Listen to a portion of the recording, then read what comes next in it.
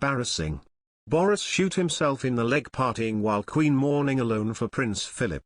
Boris Johnson was under immense pressure last night to make amends to the Queen over disrespectful number 10 parties thrown on the eve of Prince Philip's funeral. Demands were made for the PM to say sorry in person after a Downing Street official was told to make a grovelling apology yesterday, in what has been a highly tumultuous week for Her Majesty.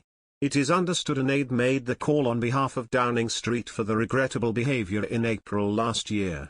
A picture of the Queen mourning her husband while sitting alone at the funeral due to social distancing has been described as a defining image of the pandemic. Yet aides refused to say whether the PM, who was not at the booze-fueled Downing Street event, will be speaking to the monarch personally.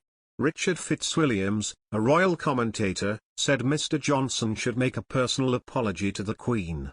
He said, "Of course the Prime Minister should apologise personally to the Queen. It really is extraordinary if he hasn't done. I would have thought a personal apology would be appropriate negation perhaps the next time they have a virtual audience." However, royal sources have said there are no plans for the Queen and Mr. Johnson to meet or hold an audience over the phone in the next few weeks because she would not normally be around to meet him at this time of year.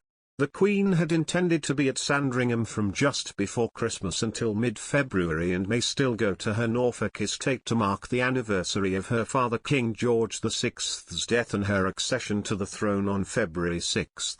A spokesman for the PM said, "It is deeply regrettable that this took place at a time of national mourning and number 10 has apologised to the palace.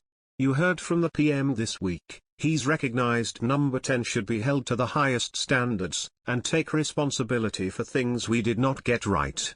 The latest revelations led to a backlash from opposition parties, who contrasted the behaviour of number 10 staff with the Queen at the Duke of Edinburgh's funeral.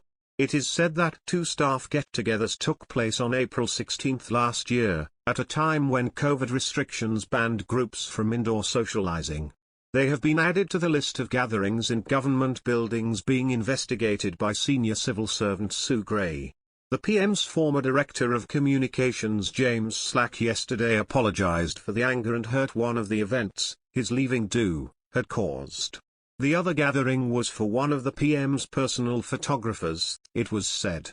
It is alleged around 30 Downing Street staff danced in the basement and drank in the garden, boozing so excessively that one person was allegedly sent to a nearby store with a suitcase on wheels to fill with wine, beer and spirits.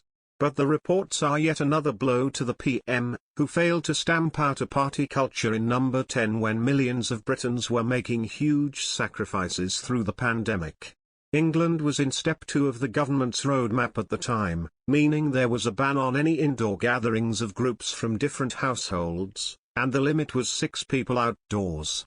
Any larger gatherings for work purposes had to be reasonably necessary, according to the regulations at the time. And there was a potential £10,000 fine for people who negation organised such events. Last night, more claims emerged that Downing Street staff held wine time Fridays throughout the pandemic, with Mr. Johnson allegedly regularly witnessing the gatherings. Sources said the PM encouraged aides to let off steam despite indoor socialising being banned under lockdown rules, it was reported.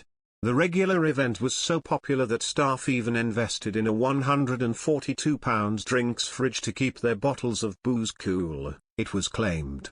The wine time Fridays were scheduled into the electronic calendars of around 50 Downing Street staff between 4 p.m. and 7 p.m. every week, it was alleged. Meanwhile, the former director of the government's COVID task force has apologised for leaving drinks in her office during lockdown.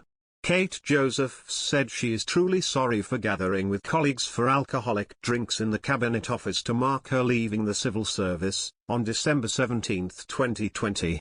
As fury mounts over the scandal, Mr. Johnson is said to be planning a major overhaul of Downing Street by culling officials and advisors in an effort to save his job. Housing Secretary Michael Gove yesterday hinted changes could follow Ms. Gray's report.